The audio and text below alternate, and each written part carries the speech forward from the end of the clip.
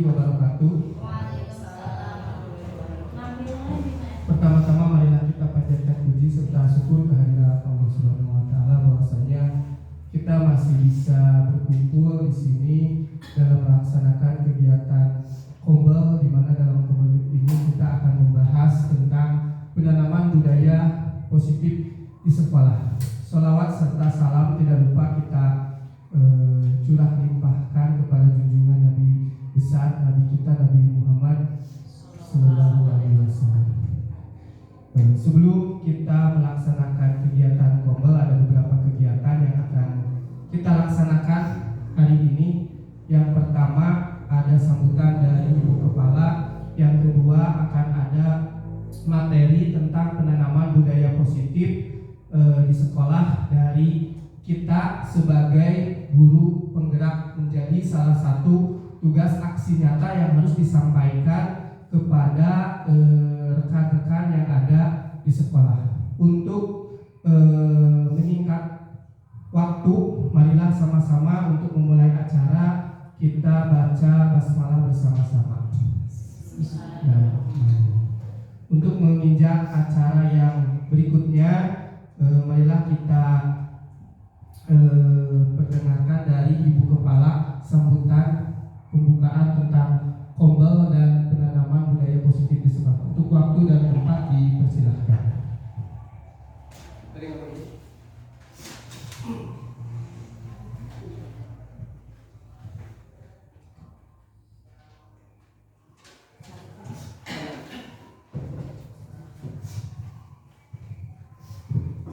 Terima kasih kepada pembawa acara yang sudah memberikan waktu untuk Ibu menyampaikan beberapa hal yang berkaitan dengan materi kali ini.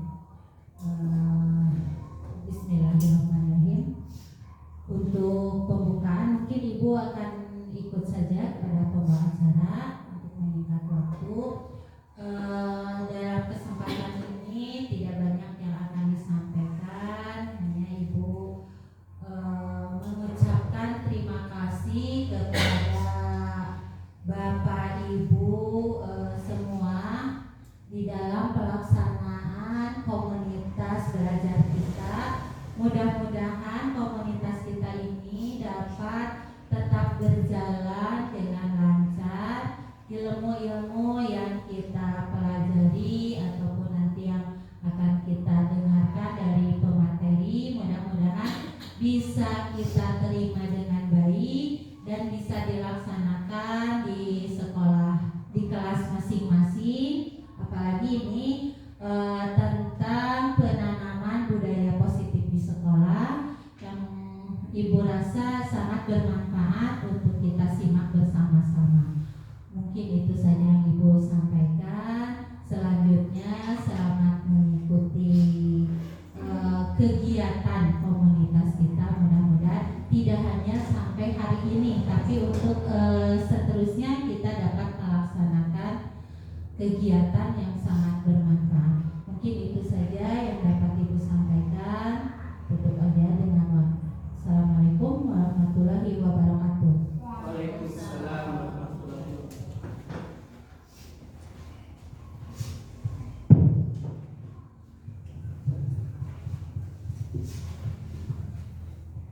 Terima kasih kepada Ibu Kepala yang sudah membuka kegiatan komunitas pasti belajar ini. Mudah-mudahan apa yang kita laksanakan hari ini bisa bermanfaat dan bisa memajukan SDM 3 Pasir Halang.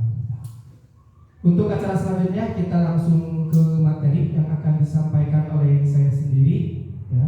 Dalam penanaman budaya positif ini yang akan menyampaikan materi ini kita ada 3 orang. Yang pertama saya sendiri, ya, Inan Supardi. Yang keduanya yaitu Ibu Nia. Yang ketiganya yaitu Ibu Putri yang akan nanti terakhir penyampaian materinya. Untuk menyingkat waktu langsung saja ke materi pertama.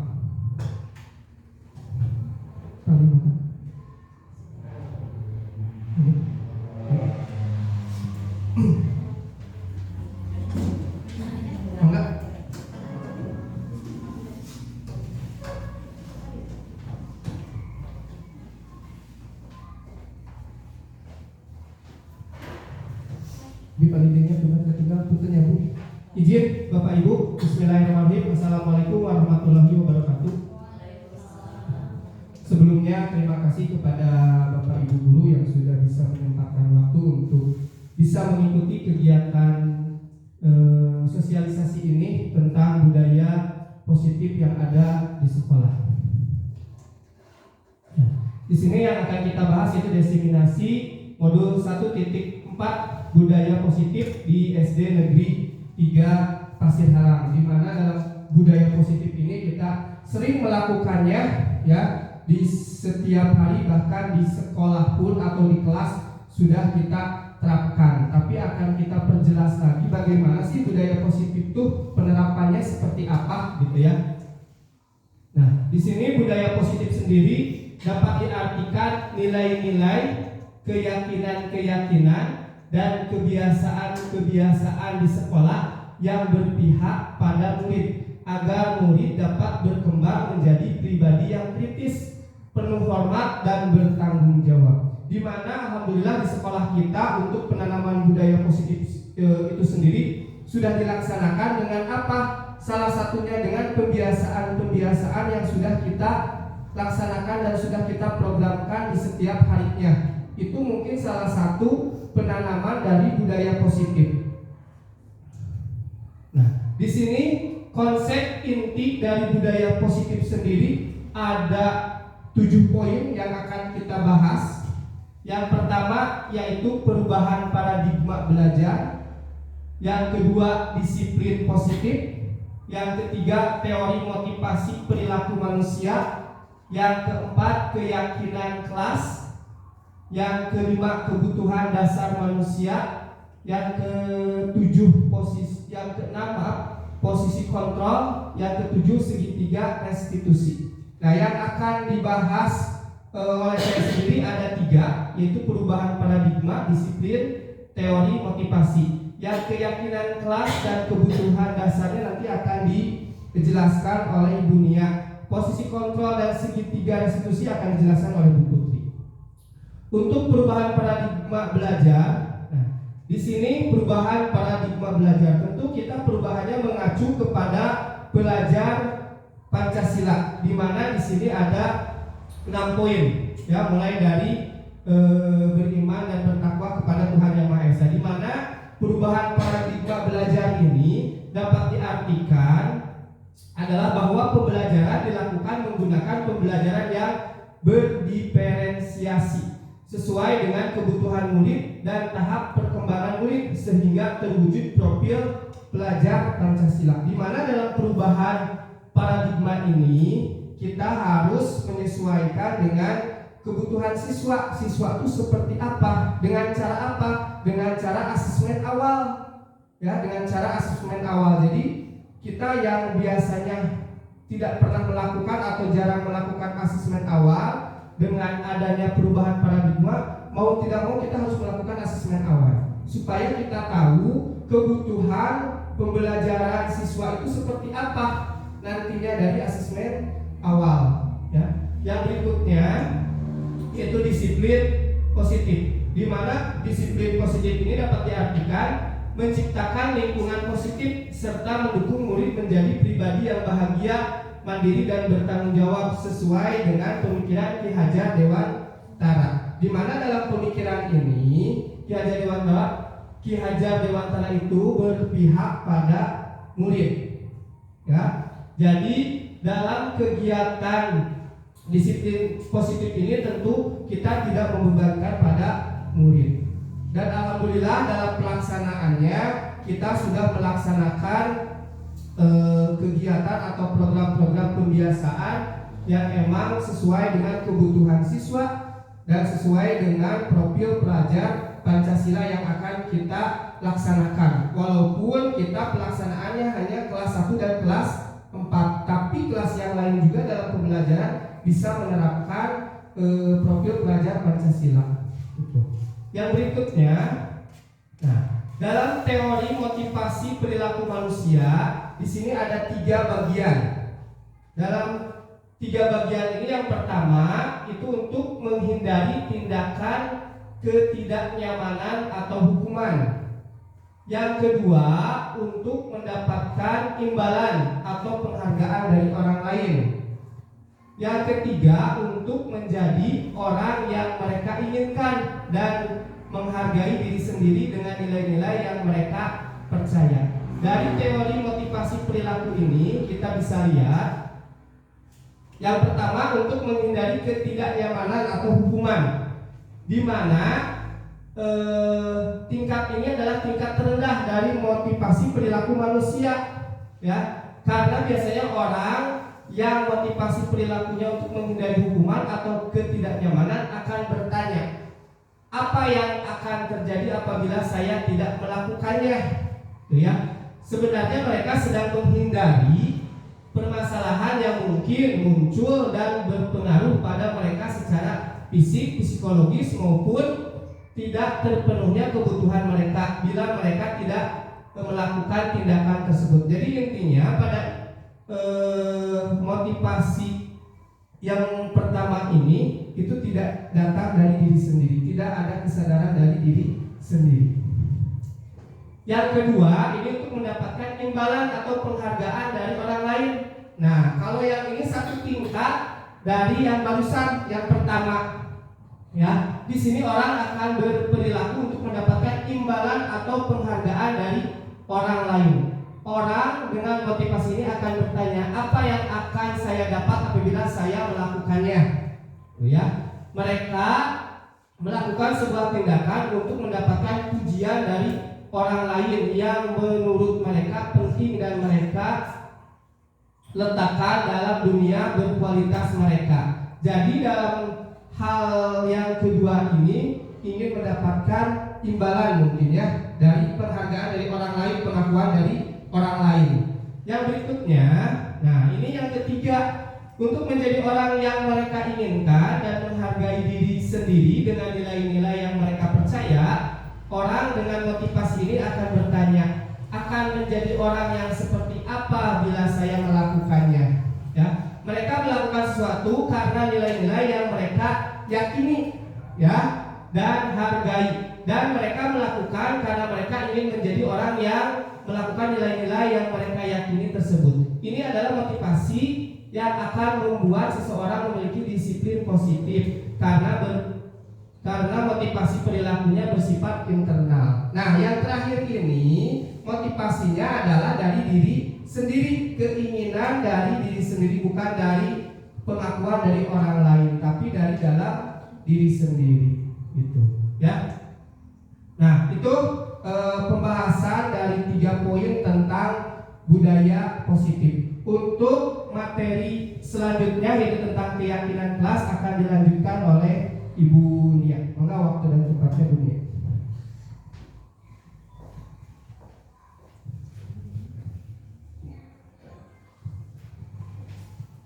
Assalamualaikum warahmatullahi wabarakatuh. Saya Hernawati akan melanjutkan pembahasan mengenai keyakinan kelas. Yang sebelumnya kita hanya tahu bahwa di kelas itu ada peraturan-peraturan yang harus dilaksanakan oleh murid. Dan ternyata peraturan ini biasanya tidak timbul dari dalam diri siswa itu sendiri, melainkan karena tadi, ya, karena adanya ketakutan, karena takut hukuman atau ingin dapat penghargaan. Tapi dengan keyakinan kelas diharapkan siswa itu melaksanakan peraturan dari keinginan dirinya sendiri, bukan dari orang lain. Nah, kita tahu bahwa mengapa keyakinan kelas bukan peraturan kelas tadi disebutkannya. Nah, mengapa kita memiliki peraturan menggunakan helm saat berkendara roda 2 atau motor? Nah, biasanya kalau timbulnya dari pihak luar gitu ya, kita menggunakan helm karena takut ditilang, siapku polisi. Nah, kalau kita sadar diri, keyakinan di kelas kita, ya, keyakinan kita bahwa dengan menggunakan helm kita itu menjaga keselamatan diri sendiri, bukan karena takut ditilang polisi gitu ya. Ada dekat ini udah nggak usah pakai helm, padahal dekat pun belum tentu kita selamat kalau tidak memakai helm, begitu ya Bapak Ibu. Nah, selanjutnya, nah, keyakinan kelas juga ya, ini contoh di kegiatan kehidupan sehari-hari kita. Mengapa kita harus melakukan kegiatan mencuci tangan saat setelah melakukan kegiatan. Ya, biasanya kita mencuci tangan hanya setelah makan, kalau makan pakai tangan nggak pakai sendok. Tapi ternyata kita itu harus mencuci tangan setelah melakukan kegiatan, karena kita tidak tahu apa yang sudah kita pegang, gitu ya. Berinteraksi dengan siapa, tangan kita terkena kuman. Nah, biasanya kalau faktor dari luar kita melakukan mencuci tangan itu pengen dicuci aja, gitu ya, bukan karena kesehatan diri sendiri. Tapi alhamdulillah ya, kalau sekarang itu kelihatan anak-anak setelah makan, setelah berkegiatan mencuci tangan, karena sadar dirinya sendiri itu bahwa dengan mencuci tangan setelah melakukan kegiatan mereka akan sehat, terhindar dari kuman. Apalagi tahun-tahun ke belakang kita tahu ada COVID-19 ya, yang dimana kita harus mencuci tangan setelah berkegiatan. Nah, sampai sekarang kebiasaan itu ternyata masih diterapkan oleh kita dan mungkin anak-anak kita nanti selanjutnya, bahwa dengan mencuci tangan itu kita menjaga kesehatan kita, begitu ya. Jadi timbulnya keyakinan kelas itu, anak-anak tidak akan terbebani karena takut akan hukuman, gitu ya, menerapkan keyakinan di dalam kelas. Kalau peraturan tidak boleh mencoret-coret, gitu ya, nah akhirnya yang terdengar itu mencoretnya. Akhirnya anak juga akan mencoret-coret tembok atau meja. Tapi dengan kata keyakinan kelas bahwa kita harus menjaga kebersihan lingkungan kelas, mereka timbul dari dalam diri sendiri. Nah, bagaimana menerapkan keyakinan kelasnya? Yang pertama itu keyakinan kelas itu harus lebih abstrak daripada peraturan kelas tadi ya. Kalau peraturan kelas ya itu tadi banyak dilanggar karena mereka terpaksa untuk melakukannya karena takut hukuman atau ingin diberi penghargaan. Anak rajin karena ingin diberi penghargaan oleh gurunya misalkan. Sedikit saja biar mudah diingat. Nah, keyakinan kelas tidak usah banyak-banyak. Biasanya kalau peraturan kelas itu banyak ya, sampai 20 item, itu tidak boleh ini, tidak boleh ini. Tapi sedikit saja untuk menerapkan keyakinan kelas yang dibutuhkan. Bisa sampai 10 itu pun sudah sangat banyak. Kemudian di sana ditulis berupa pernyataan universal atau secara umumnya. Ya, nanti saya kasih contoh. Kemudian dapat diterapkan di kelas, dibuat dalam bentuk positif dan semua warga kelas ikut berkontribusi dalam membuat keyakinan kelas. Jadi keyakinan kelas itu bukan guru yang membuat peraturannya, tetapi siswa sendiri yang menginginkan kelasnya itu seperti apa. Ya, jadi siswa ingin di kelas seperti apa? Misalkan tidak boleh ribut, ya, tidak boleh mencoret tadi kursi, tidak boleh ngejek teman-temannya. Kita ditulis sedikit saja, dibuat dalam bentuk positif. Kata tidak itu kita hilangkan, tapi dengan dalam bentuk positif. Misalkan tidak boleh mengejek, di sana kita tulis untuk keyakinan kelas harus saling menyayangi dan menghormati teman, gitu ya. Jadi anak-anak ingatnya menyayangi teman. Akhirnya akan timbul dalam diri sendiri bahwa dia tidak akan mengejek temannya. Kemudian tidak boleh mencoret-coret bangku, jagalah kebersihan kelas. Jadi anak-anak ingatnya menjaga kebersihan kelas. Jadi tidak akan ada tuh yang mencoret-coret, karena yang diingat harus menjaga kebersihan kelasnya. Tidak boleh ribut. Nah, anak-anak bisa langsung ribut, nggak boleh ribut, nanti akan ribut. Tapi ketika kita bilang diam saat guru menjelaskan, nah anak-anak akan diam. Yang teringatnya itu diam, guru menjelaskan, diam, guru menjelaskan. Jadi yang diingat oleh anak itu biasanya di kata terakhir. Makanya untuk membuat keyakinan kelas, gunakan kalimat atau bentuk yang positif. Kemudian libatkan anak. Jangan kita membuat peraturan sendiri. Anak pengennya seperti apa, kita ikuti. Karena belum tentu apa yang kita inginkan itu yang diinginkan oleh anak. Selanjutnya, nah ini sesuai dengan kebutuhan dasar manusia. Ya, biasanya siswa kita itu berbuat atau kita pun berbuat apapun itu karena untuk memenuhi kebutuhan dasar kita sebagai manusia. Yang pertama itu kebutuhan dasar sebagai manusia ada untuk bertahan hidup atau survival. Kemudian kebutuhan dasar manusia itu ada kasih sayang dan rasa diterima, love and belonging, kesenangan, fun, kebebasan, freedom, penguasaan itu power, ya. Nah, kebutuhan dasar manusia bertahan hidup itu apa saja sih, gitu ya? Nah, kebutuhan dasar manusia untuk bertahan hidup itu kita membutuhkan makanan, minuman, kesehatan, dan rumah untuk bisa bertahan hidup. Intinya ini kebutuhan yang primer, ya, primer yang kita butuhkan supaya kita bisa hidup. Kemudian rasa kasih sayang dan diterima. Sebagai manusia membutuhkan rasa sayang dari sesama dan kita diterima di lingkungan tempat kita berada, ya.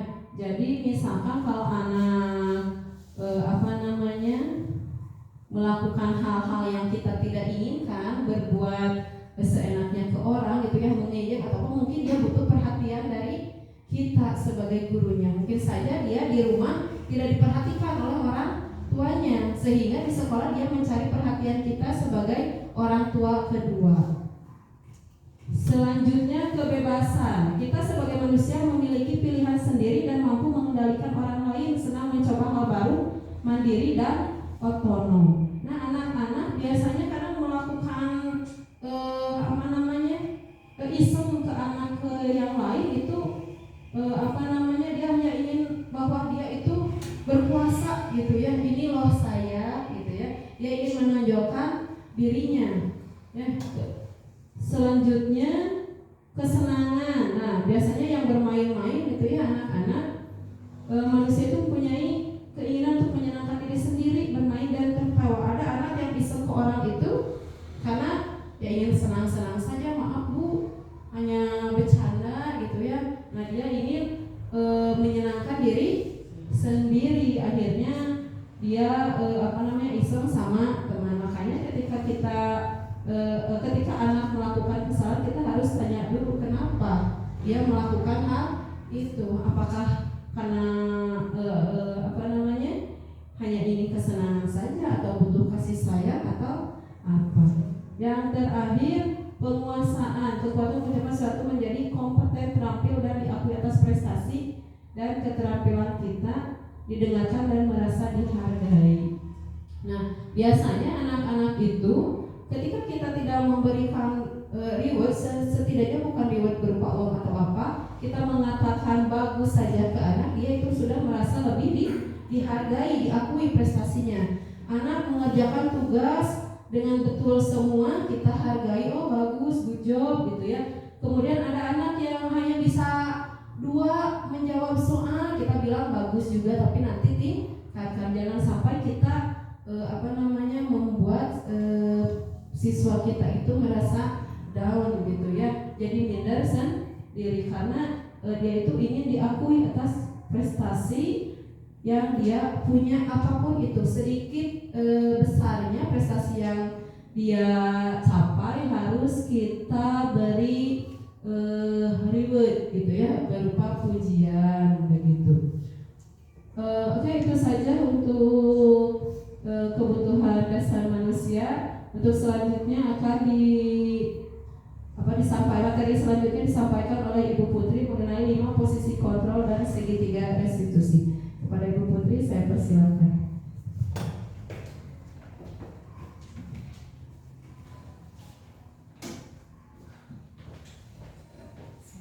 Assalamualaikum warahmatullahi wabarakatuh. Saya Putri Marisya. Saya akan menjelaskan tentang 5 posisi kontrol guru. Apa sih posisi kontrol itu? Di sini kita akan mempelajari tentang posisi kontrol guru dalam menghadapi siswa yang bermasalah atau dalam mendisiplinkan dan menanamkan budaya positif. Di sini ada 5 posisi kontrol guru. Yang pertama adalah penghukum, lalu pembuat rasa bersalah, kemudian teman, pemantau, dan manajer. Untuk penghukum, pembuat rasa bersalah, kemudian teman dan pemantau, itu mungkin kita sebagai guru sudah sering menjadi berada di posisi kontrol tersebut. Nah, apa sih posisi kontrol penghukum? Nah, di sini posisi kontrol penghukum adalah ketika kita mendisiplinkan siswa atau menghadapi siswa yang bermasalah, kita seringkali menghukum siswa tanpa menanyakan alasan kenapa siswa tersebut berbuat kesalahan. Gitu. Nah, di sini posisinya adalah sebagai penghukum. Nah, ketika posisi sebagai penghukum, dampak negatifnya adalah siswa merasa malu ketika kita menghukum siswa di depan teman-temannya, atau bisa siswa juga merasa dendam kepada guru, tidak suka kepada guru. Yang kedua adalah pembuat rasa bersalah. Nah, di sini guru berbicaranya dengan lembut, tetapi di sini guru membuat rasa bersalah kepada siswa. Contoh, ketika ada yang bermasalah, kenapa kamu melakukan itu? Atau ibu kecewa kamu melakukan itu. Atau lagi kamu gak kasihan sama ibu. Ibu sudah menjelaskan panjang lebar, tapi kamu tidak memperhatikan. Saya yakin di sini kita pernah berada di posisi kontrol membuat rasa bersalah. Karena kadang kita merasa kita meminimalisir hukuman dengan cara membuat siswa merasa bersalah. Ternyata posisi kontrol pembuat rasa bersalah itu bukan yang terbaik. Kenapa? Karena ini akan membuat siswa merasa rendah diri. Dia akan merasa rendah diri dan merasa kalau dia itu orang yang bersalah. Nah, kemudian yang ketiga yaitu posisi kontrol sebagai teman. Nah, pasti kita juga pernah ada di posisi kontrol teman, di mana kita sering menggunakan bahasa-bahasa seperti setara dengan mereka. Ayo dong bantuin ibu, gitu. Ayo guys, cepat gitu ya. Itu adalah posisi teman. Dan ini bisa berdampak positif, tetapi bisa juga berdampak negatif. Kalau bahasa Sundanya mah ngalunjak gitu lama-lama gitu. Kalau kita berada terus di dalam posisi kontrol teman. Yang keempat adalah posisi pemantau. Nah, di posisi pemantau ini, guru biasanya memberikan aturan dan konsekuensi. Gitu. Jadi kalau terlambat, maka kamu 1 jam tidak bisa mengikuti pelajaran. Kalau kamu tidak mengerjakan tugas, maka nilai kamu 0. Itu adalah konsekuensi. Nah, ternyata itu pun bukan langkah yang terbaik.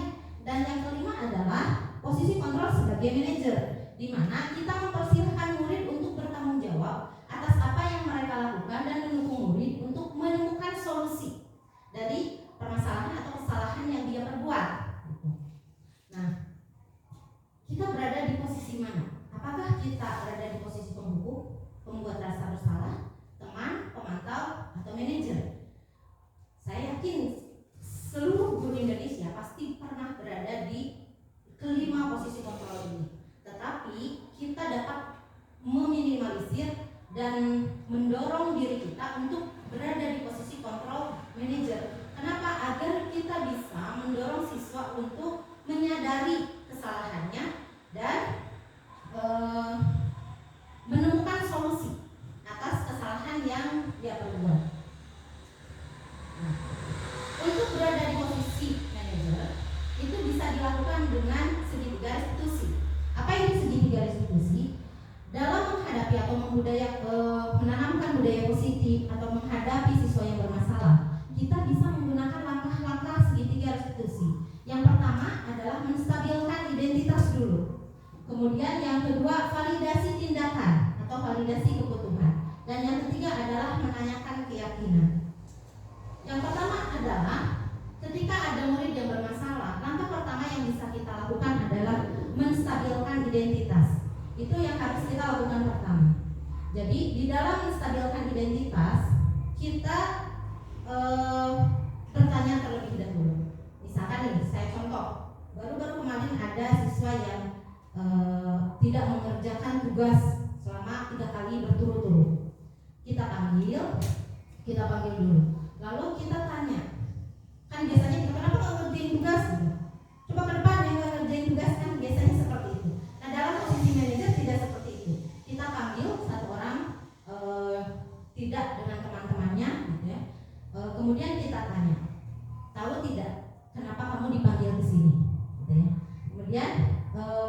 tanya, apa kira-kira kesalahan kamu? Dia menjawab, gak ngerjain tugas. Oh, oke, gak ngerjain tugas. Lalu kita harus bertanya, apa alasan dia tidak mengerjakan tugas? Tentu kamu punya alasan dong, kenapa gak ngerjain tugas selama 3 hari ini, gitu ya. Jadi ada alasannya nggak? Ada, katanya gitu ya. Jadi dia bercerita dulu. Nah setelah bercerita, kenapa coba nggak ngerjain tugas? Udah ngajaga adik, misalnya kayak gitu ya. Nah di sini dia sudah beralasan, dia sudah mengungkapkan alasannya, dan kita tidak boleh menolak. Ya, oke, ya, kamu tidak mengerjakan tugas karena menjaga adik kamu. Di sini kita masuk ke langkah berikutnya, yaitu validasi tindakan atau validasi kebutuhan. Kita harus menanamkan bahwa setiap orang itu pernah melakukan kesalahan. Jadi anak tidak merasa rendah diri ketika mereka melakukan kesalahan. Oke, menjaga adik itu baik loh, gitu ya. Itu perbuatan yang baik. Kamu membantu ibu kamu menjaga anak kamu. Lalu kita tanyakan, apakah ada cara lain untuk memenuhi kebutuhan kamu? Nah kita tanya lagi, tapi ada nggak caranya biar kamu bisa jaga adik, tapi tugas kamu juga dikerjakan? Bisa nggak? Bisa. Gimana caranya? Ya nanti kalau mama jagain adik, aku ngerjain tugas. Artinya dia sudah menyadari kesalahan dia, dan dia sendiri yang akan mencari solusi atas kesalahan yang dia perbuat. Nah kemudian masuk ke langkah berikutnya.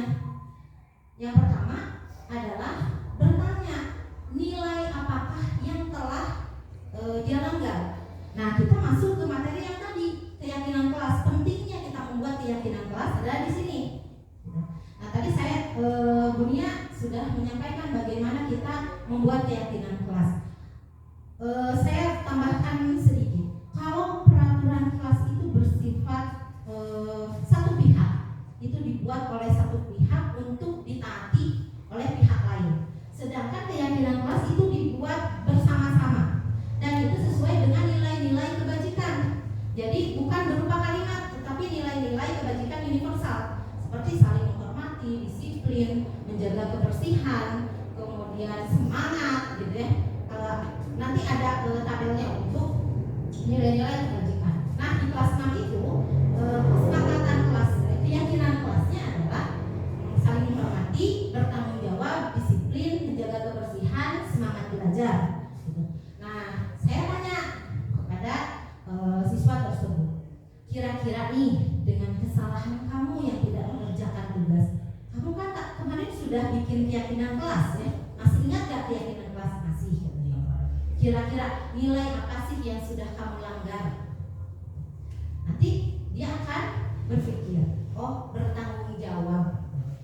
Betul, nilai yang kamu langgar adalah bertanggung jawab, karena kamu tidak bertanggung jawab atas tugas-tugas yang diberikan.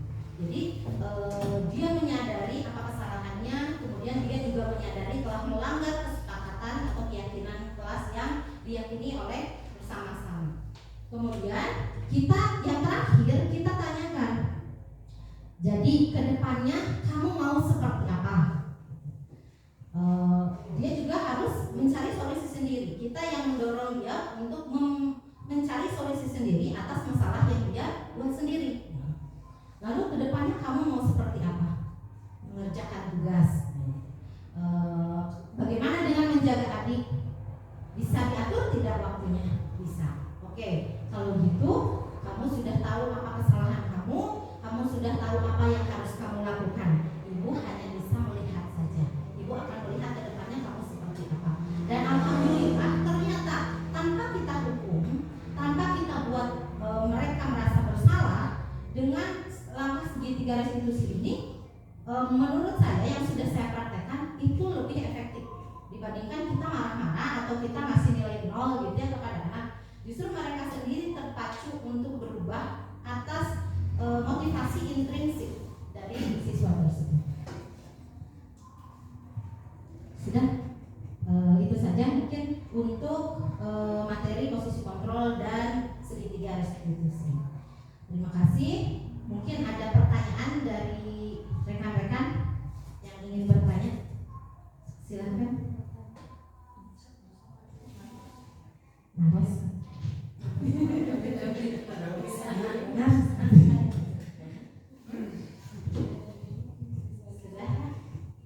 Sudah cukup jelas. Alhamdulillah. Mudah-mudahan sedikit materi bisa memberikan pencerahan bagi kita, memberikan sedikit ilmu untuk kita semua agar kita bisa menjadi guru yang lebih baik lagi.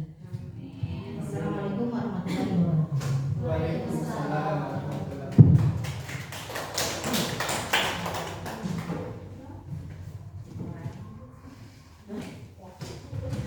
Alhamdulillah ya, terima kasih kepada Ibu Kepala, rekan-rekan guru yang lainnya atas partisipasinya.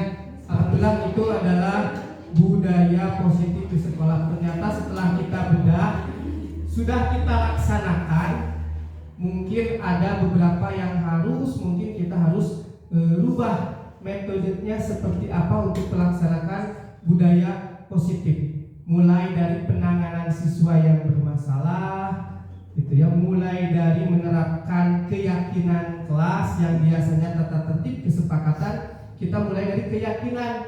Ternyata inti dari budaya positif itu adalah kesadaran diri kita untuk menanamkan budaya positif seperti apa, tanpa kita tegur, tanpa kita hukum pun mereka sudah sadar sendiri apa kesalahan mereka yang sudah mereka laksanakan. Dan alhamdulillah untuk menanamkan budaya positif ini yang tadi saya sampaikan, kita sudah melaksanakan kegiatan atau program-program pembiasaan yang mengacu kepada profil pelajar Pancasila. Bahkan Bapak Ibu guru yang hebat ini pun di dalam kelasnya sudah tertera berbagai template atau poster, mulai dari tata tertib, keyakinan kelas. Nah, yang luar biasa itu salah satu tujuannya kan untuk mendisiplinkan siswa. Mungkin itu yang bisa kami sampaikan. Mungkin sebelum saya tutup, apakah ada pertanyaan atau ada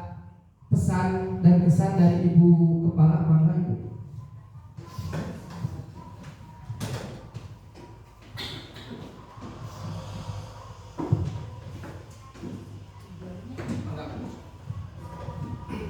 Bagaimana ibu-ibu, ibu guru yang lain setelah kita sama-sama menyimak dari 3 pemateri teman kita ya, kalau menurut ibu ini hal yang sangat positif, yang mudah-mudahan selain dari tadi rekan kita yang bertiga, mudah-mudahan oleh ibu-ibu guru yang lain juga bisa diterapkan di kelas masing-masing apa yang tadi mungkin dari materi yang sudah disampaikan.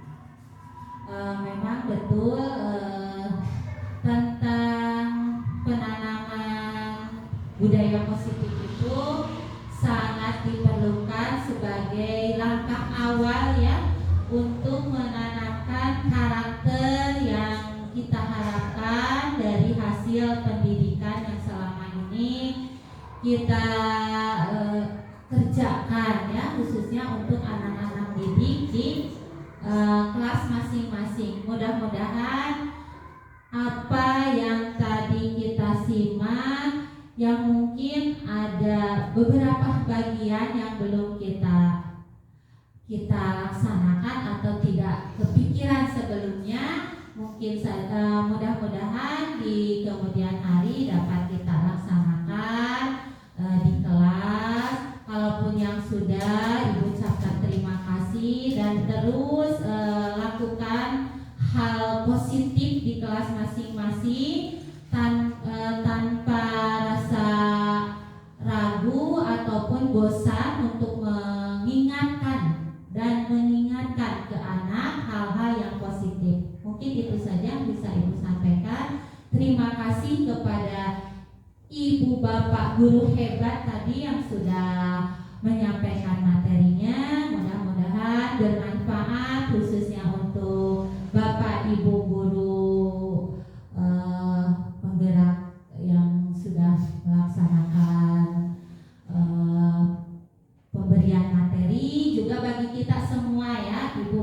guru hebat juga yang sudah sama-sama mempunyai satu visi ya untuk meningkatkan pendidikan khususnya di SD 3 Pasir Halang. Mungkin itu saja yang bisa disampaikan. Terima kasih untuk semuanya. Mudah-mudahan kita dapat bergerak dan menggerakkan semua. Mungkin itu saja yang Ibu sampaikan. Terima kasih.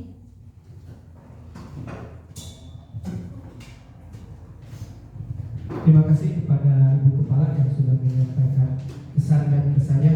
Ya, mudah-mudahan apa yang kami sampaikan ini bisa bermanfaat buat Bapak Ibu semua. Kita sama-sama bergerak dan menggerakkan khususnya untuk kemajuan dan pendidikan di SDN 3 Pasir Halang. Mungkin itu yang bisa kami sampaikan.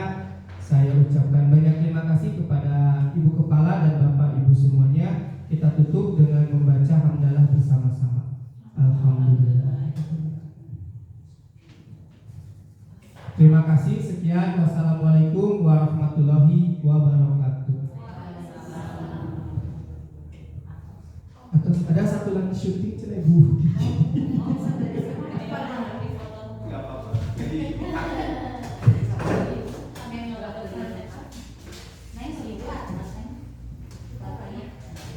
Pertemuan pertama kita akan, sebelum kita melakukan olahraga, kita akan membuat kesepakatan kelas terlebih dahulu ya. Tujuannya buat apa?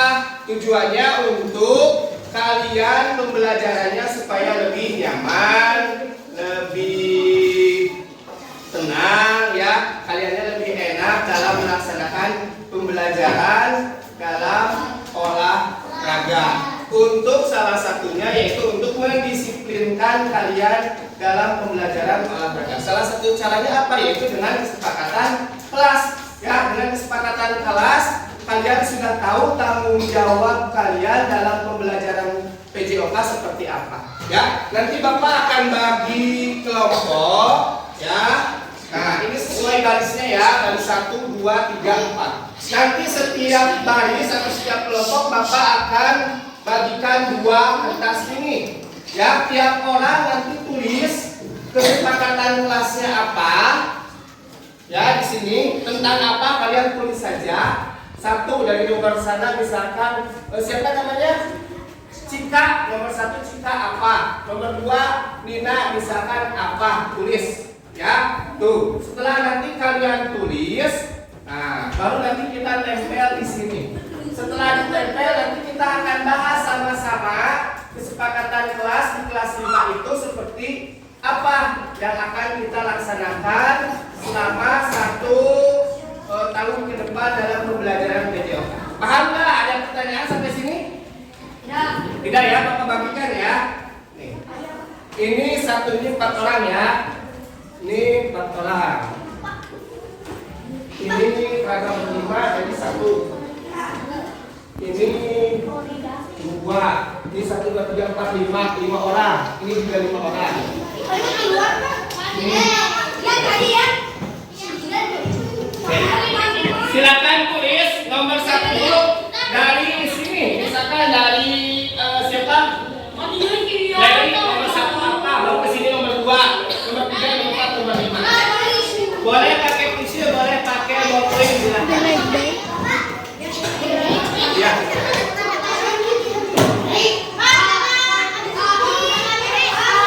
Ya. Kamu dulu baru kasih ke sini.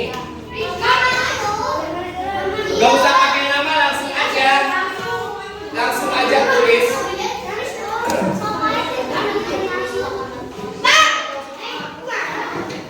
Apa? Iya, kamu tulis dari situ misalnya Hamzah. Apa Hamzah?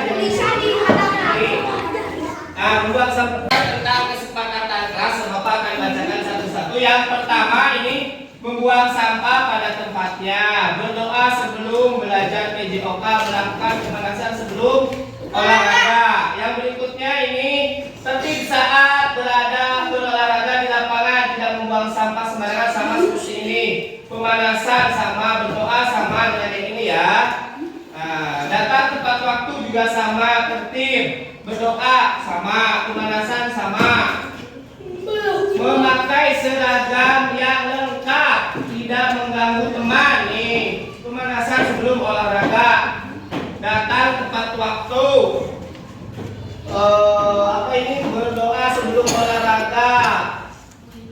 Pemanasan sebelum olahraga, membuang sampah. Berdoa sebelum belajar sama. Berdoa tertib.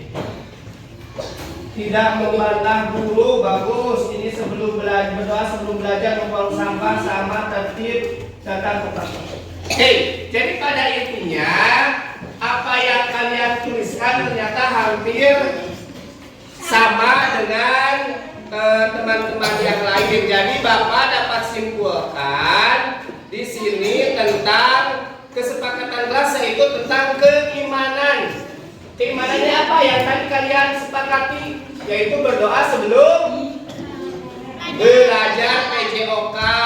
Yang keduanya kebersihan, yaitu membuang sampah pada tempatnya setelah kalian melakukan olahraga, minum, makan. Berarti tidak membuang sampah pada tempatnya. Kekeluargaan nih, tidak mengganggu teman, berarti kita harus saling menghormati. Harus saling menghormati, tidak tidak jahil kepada teman, tidak mengganggu. Ya, yang berikutnya yaitu kerindangan atau kebersihan yang tadi sama, membuang sampah pada tempatnya, karena kebersihan adalah sebagian dari iman. Ya, walaupun kita tetap di lapang, berarti lapangan kita harus tetap bersih.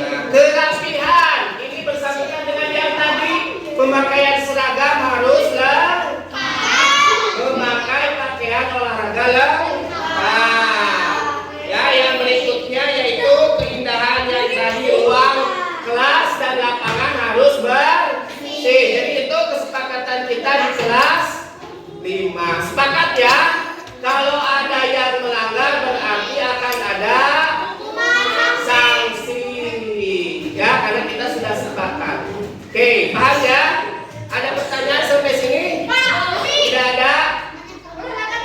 Ya, hari ini setelah kita membuat kesepakatan, tentu kita akan langsung ke lapangan. Tapi sebelum ke lapangan, kesepakatannya apa?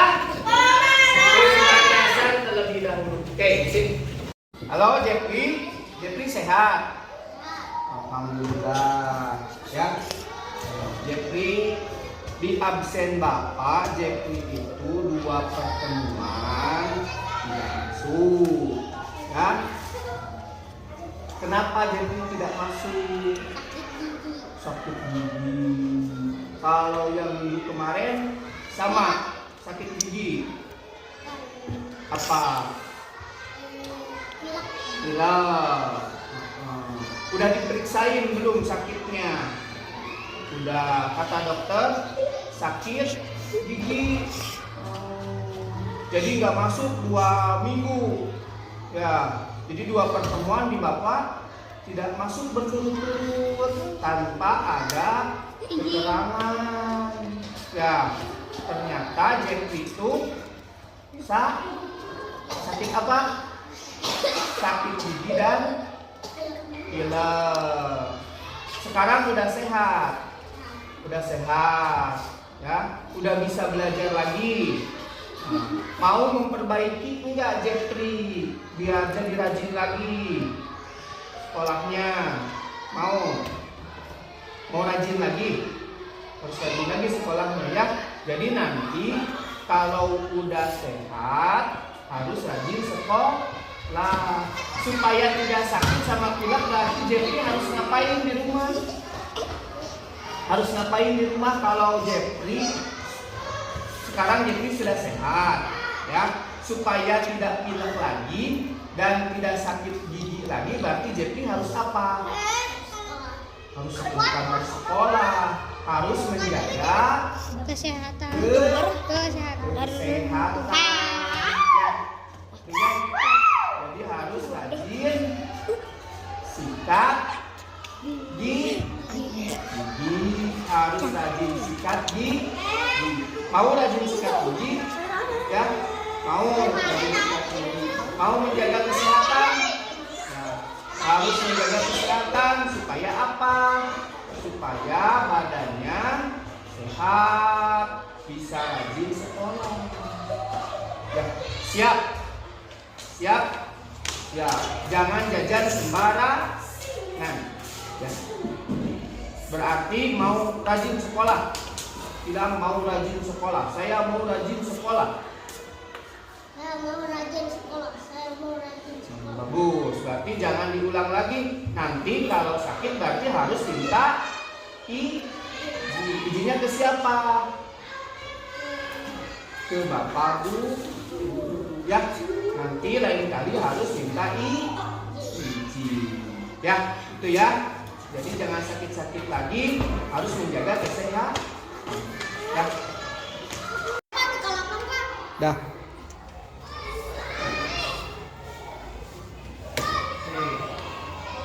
Namanya siapa? Aldi. Aldi itu kelas berapa, Aldi? Kelas 4. Kali ini belajar apa? PJ? Pelajaran olahraga. Aldi, tahu kenapa sama Bapak dipanggil? Nggak tahu. Nah, tahu kesepakatan kelas? Tahu pakaiannya harus lengkap. Ya, kalau Aldi sekarang merasa tidak pakaiannya lengkap? Merasa tidak? Merasa lengkap? Coba lihat. Oh enggak. Kenapa? Kenapa tidak lengkapnya? Tidak memakai apa, Aldi? Tadinya Celananya sobek. Nah, hari ini Aldi tidak memakai pakaian olahraga lengkap, tidak memakai celana olahraga. Ya. Tahu kesalahan Aldi sekarang? Tahu apa? Tidak. Tahu kesepakatan kelasnya? Kesepakatan kelasnya apa? Berpakaian lengkap. Menyadari Aldi.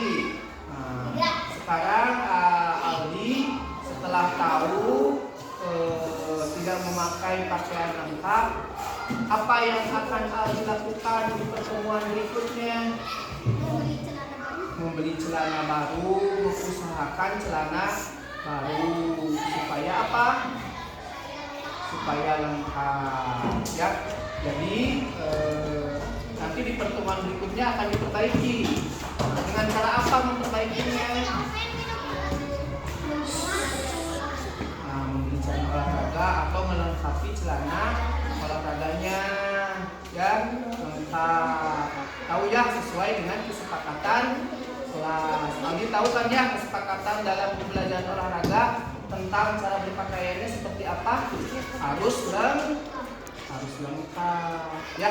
Jadi di pertemuan berikutnya Aldi harus berpakaian lengkap. Supaya apa? Supaya bisa mengikuti pembelajaran. Ya, siap buat melengkapi pakaiannya supaya lengkap? Siap. Mau mengulangi lagi tidak? Tidak, ya. Tuh, jadi lain kali pakaiannya harus lengkap, ya, supaya bisa berolah. Ya, janji ya, kita akan mengulangi.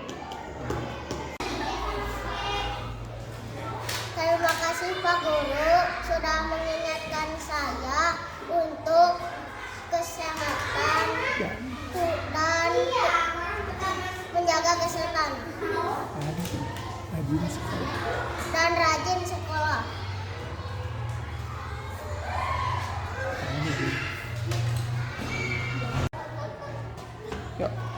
Terima kasih Bapak Guru sudah mengingatkan saya dalam kedisiplinan pelajaran PJOK dalam berpakaian. Dadah. Ibu guru yang lain, setelah kita sama-sama menyimak dari 3 pemateri teman kita ya, kalau menurut Ibu ini hal yang sangat positif, yang mudah-mudahan selain dari tadi rekan kita yang bertiga, mudah-mudahan oleh ibu-ibu guru yang lain juga bisa diterapkan di kelas masing-masing.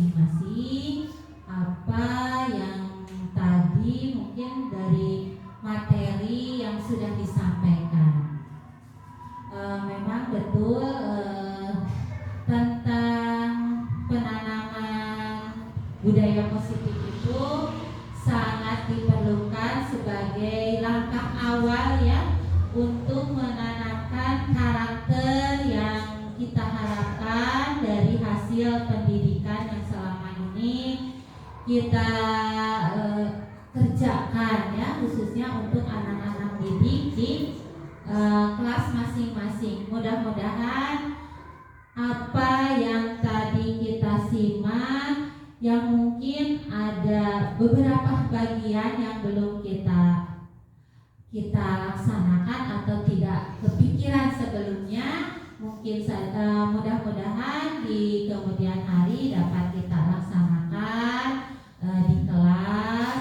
Kalaupun yang sudah, Ibu ucapkan terima kasih dan terus lakukan hal positif di kelas masing-masing tanpa rasa ragu ataupun bosan untuk mengingatkan ke anak hal-hal yang positif. Mungkin itu saja yang bisa Ibu sampaikan. Terima kasih kepada Ibu Bapak guru hebat tadi yang sudah menyampaikan materinya. Mudah-mudahan bermanfaat khususnya untuk Bapak Ibu guru penggerak yang sudah melaksanakan pemberian materi, juga bagi kita semua ya, Ibu Bapak guru hebat juga yang sudah sama-sama mempunyai satu visi ya untuk meningkatkan pendidikan khususnya